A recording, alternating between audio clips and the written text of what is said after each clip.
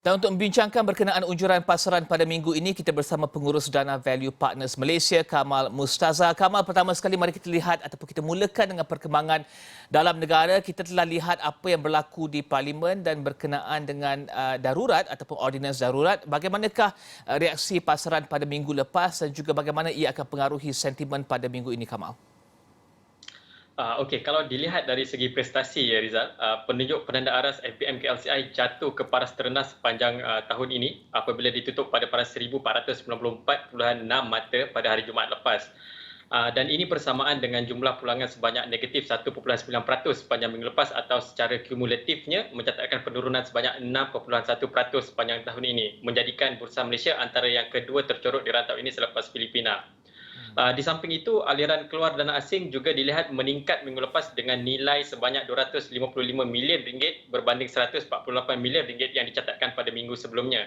Ini menjadikan jumlah aliran keluar dana pelabur asing sudah melebihi 5 bilion ringgit untuk sepanjang 7 bulan pertama tahun ini. Jadi dari sini kita dapat lihat bagaimana keyakinan para pelabur asing terus terjejas sepanjang tempoh darurat dilaksanakan.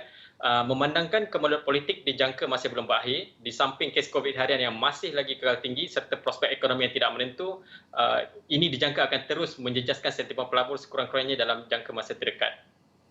Dan Kamal, mungkin Kamal boleh jelaskan kesan situasi politik semasa Malaysia kepada ringgit dan juga saya ingin menyentuh sedikit berkenaan dengan ordinans ataupun darurat yang telah berakhir pada 1 hari bulan ataupun Ogos pada semalam. Bagaimana pelabur asing melihat kepada perkara tersebut juga?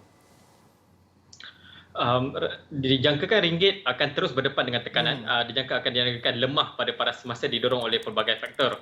Walaupun sedikit sebanyak ketidaktentuan politik ini memberikan impak terhadap ringgit, faktor lain seperti kes COVID harian yang masih kekal tinggi, risiko pertumbuhan ekonomi tempatan dan perkembangan semasa ekonomi global akan terus sama memberikan kesan terhadap pergerakan nilai ringgit berbanding dolar Amerika Syarikat. Dan khabar dalam masa yang sama, kes-kes COVID-19 yang dilaporkan harian kekal tinggi, kadar vaksinasi juga tinggi. Bagaimana pelabur melihat ini? Adakah ini memberikan mereka kelegaan? Memandangkan peralihan fasa pembukaan sektor ekonomi berhubung kait secara terus dengan bilangan kes COVID semasa, pelabur akan terus bersikap berhati-hati serta mengambil langkah tunggu dan lihat meskipun kadar vaksinasi kian meningkat. Dijangkakan para pelabur mungkin akan berubah menjadi lebih optimistik hanya apabila imunisasi kelompok berjaya dicapai di samping kes harian COVID berjaya diturunkan secara mendadak. Dan Kamal, dalam masa yang sama, China umum PMI pembuatan rasmi pada hujung minggu lepas 50.4 mata, sedikit perlahan daripada 50.9 mata pada Jun. Adakah trend memperlahan ini akan kekal bagi China?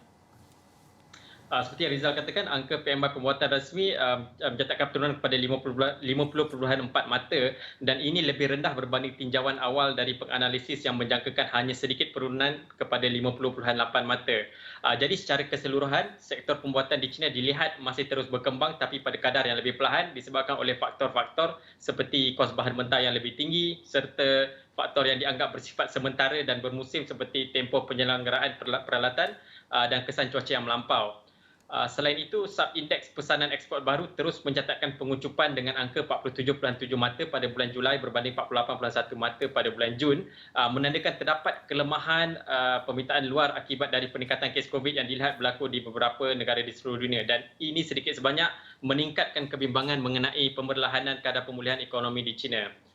Walaupun begitu, kita perlu terus memerhatikan petunjuk ekonomi pada minggu-minggu mendatang, lebih-lebih lagi berkaitan kepenggunaan atau domestic consumption yang sememangnya menjadi fokus utama pihak kerajaan dalam memacu pertumbuhan ekonomi untuk 5 tahun akan datang, seperti yang digariskan dalam rancangan 5 tahun China ke-14. Dan seterusnya, Kamal, angka import dan juga ekspor China yang akan diumumkan pada akhir minggu ini. Bagaimanakah pelabur mungkin berdagang sebelum hujung minggu ini? Berhati-hati ataupun bagaimana? Okey, angka-angka import dan ekspor untuk bulan Julai dijangka akan terus mencatatkan pertumbuhan positif. Namun berdasarkan petunjuk dari subindeks pesanan ekspor baru PMI yang saya baru jelaskan sebelum ini mungkin akan memberikan sedikit impak terhadap angka-angka tersebut. Berkaitan dengan aktiviti pelabur, mereka dijangka akan lebih sejajar dengan intipati mesyuarat suku tahunan Biro Politik Pusat di China mengenai dasar ekonomi yang diadakan baru-baru ini yang mengambil pendirian yang lebih berhati-hati memandangkan komplikasi dari persekitaran ekonomi global dan pemulihan pertumbuhan domestik yang masih kurang mampan akibat dari perkembangan situasi COVID di seluruh dunia. Masih lagi mengenai China ya Kamal, wujudkan lagi tekanan kepada saham teknologi di China selepas pengumuman kawal selia yang berlaku pada minggu lepas. Orang ataupun sebutkan berkenaan dengan DD effect tersebut ataupun efek tersebut. Adakah Kamal lihat ada lagi tekanan kepada saham teknologi di China? Dalam jangka masa dekat, sentimen negatif yang didorong oleh pengumuman tersebut dijangka akan terus berlegar-legar dalam minat pelabur terhadap pasaran China, lebih-lebih lagi terhadap syarikat-syarikat China yang disenaraikan di luar negara menerusi ADR di Amerika Syarikat atau saham H di HK. Namun jika diteliti isi utama mesyuarat suku tahunan Biro Politik Pusat, terdapat perubahan nada dalam mesej yang cuba disampaikan berkenaan isu kawal selia ini. Ianya dilihat kurang agresif berbanding sebelum ini dan lebih memberikan tumpuan terhadap memperbaiki peraturan penyeneraian di luar negara. Dan perubahan dari segi nada penyampaian mesej ini dianggap bertujuan untuk melegakan kebimbangan pasaran mengenai perubahan dasar kawal selia yang lebih ketat dan hanya tertumpu pada saham Cina yang tersenarai di luar negara seperti yang berlaku baru-baru ini.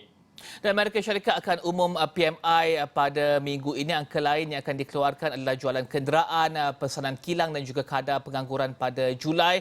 Apa angka utama yang ditunggu pelabur pada minggu ini, Kamal, untuk pelabur di Amerika?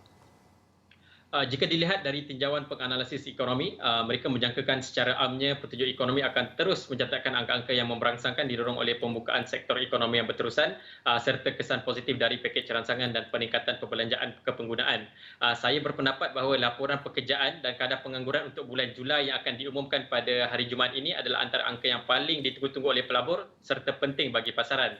Ini kerana laporan pekerjaan merupakan antara faktor utama yang diambil kira oleh pihak Reserve Persekutuan bagi menentukan langkah seterusnya berkaitan dasar polisi monetary, dan kenyataan dari pengerusi Fed sendiri minggu lepas yang menyatakan bahawa mereka mahu melihat laporan pekerjaan yang terus memberangsangkan sebelum mengambil langkah untuk mengurangkan program pembelian bond sedia ada oleh Bank Pusat. Di samping itu, pelabur juga akan memberikan tumpuan terhadap persidangan ekonomi tahunan Jackson Hole yang akan diadakan pada hujung bulan ini, di mana perbincangan dijangka akan lebih menjurus terhadap proses normalisasi dasar polisi monetary oleh Reserve Persekutuan.